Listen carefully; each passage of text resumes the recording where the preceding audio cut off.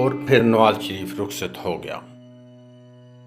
اب G D A کے plate form سے از سر نو جدوجہد کا آغاز کر دیا گیا۔ 13 ستمبر 1999 کو آپ نے قومی پریس کے نمائندوں کو پاکستان عوامی تحریک کے سیکریٹریٹ میں انوائٹ کیا۔ پرہجوم پریس کانفرنس شروع ہو گئی۔ اس کانفرنس میں آپ نے قومی معاشی حالت کو سدھارنے کے لیے مستقبل کے لائحہ عمل کا پورا پیکج پیش کیا۔ پاکستان عوامی تحریک کا تب بھی موقف یہی تھا کہ نواز حکومت کے رخصت ہونے کے بعد 3 سال کے لیے عبوری حکومت قائم کی جائے۔ نگران حکومت دیانتدار اور اہل افراد پر مشتمل ہونی چاہیے۔ یہ نگران حکومت بے رحم، بے لاگ اور منصفانہ احتساب کرے اور ملکی معیشت کو مضبوط بنیادوں پر کھڑا کر کے عام انتخابات کروائے جائیں۔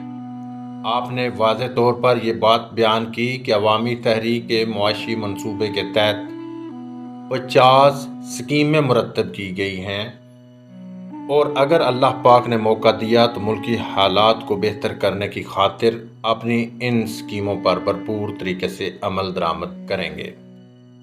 پریس کانفرنس کے آخر پر آپ نے انکشاف کیا کہ یہ حکومت اپنے موجودہ کردار کی وجہ سے آئندہ 1 ماہ بھی پورا نہیں کر سکے گی، جو کہ ایک اس وقت کے مطابق حیران کن انکشاف تھا۔ جی ڈی اے کی جدوجہد جاری تھی کہ 11 اکتوبر 1999 کو جی ڈی اے اتحادی پارٹیوں میں پھوٹ کی خاطر ایم کیو ایم کو حکومت میں شمولیت کی دعوت دے دی۔ اپوزیشن رہنماؤں کو تنگ کرنے کی خاطر نام نہاد کیسوں میں مقدمے درج کروانے کا سلسلہ شروع ہو گیا۔ الطاف حسین، بے نظیر بھٹو تو پہلے ہی ملک سے باہر تھے۔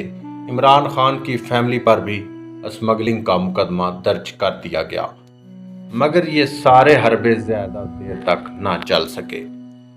ملکی حالات میں اس قدر بے یقینی کی کیفیت پیدا ہو گئی کہ کسی بھی لمحہ کچھ بھی ہو سکتا تھا۔ آخر کار وہ دن آ ہی گیا، 12 اکتوبر 1999 کا دن، جس نے ایک خود سر باغی اور اقتدار کے پجاری کو اپنی اوقات تک محدود کر دیا۔ وطن عزیز کی سالمیت کے خلاف انتہائی گھناؤنا کھیل کھیلنے والا یہ غدار وطن عین اس وقت جب chief of army staff general Pervez Musharraf Sri Lanka دورے سے واپسی کے لیے کولمبو سے جہاز میں سوار ہو رہے تھے، ادھر وزیر اعظم پاکستان نواز شریف اس جہاز کو پاکستان پہنچنے سے روکنے کے لیے اپنے مشیروں سے سر جوڑے بیٹھا تھا۔ لیفٹیننٹ جنرل ضیاء الدین کو نیا آرمی چیف بنانے کی فائل پر دستخط کر دیے گئے۔ 4 بجے شام ٹیلی ویژن اور ریڈیو کے خصوصی بلیٹن میں جنرل پرویز مشرف کی برطرفی اور جنرل ضیاء الدین کو آرمی چیف کے عہدے پر ترقی دینے کی خبر نشر کر دی گئی۔ اس ساری کہانی کا آپ کی انقلابی جدوجہد سے کیا لنک ہے؟ نواز شریف کے سیاہ کارناموں اور افواج پاکستان سے بغیر کسی وجہ کے خواہ مخواہ کی دشمنی اور پھر مشرف کے ٹیک اوور سے کون سا انقلاب رونما ہوا، سب جاننے کے لیے آپ کو ساتھ رہنا ہوگا۔ انتظار کیجیے اگلی قسط کا۔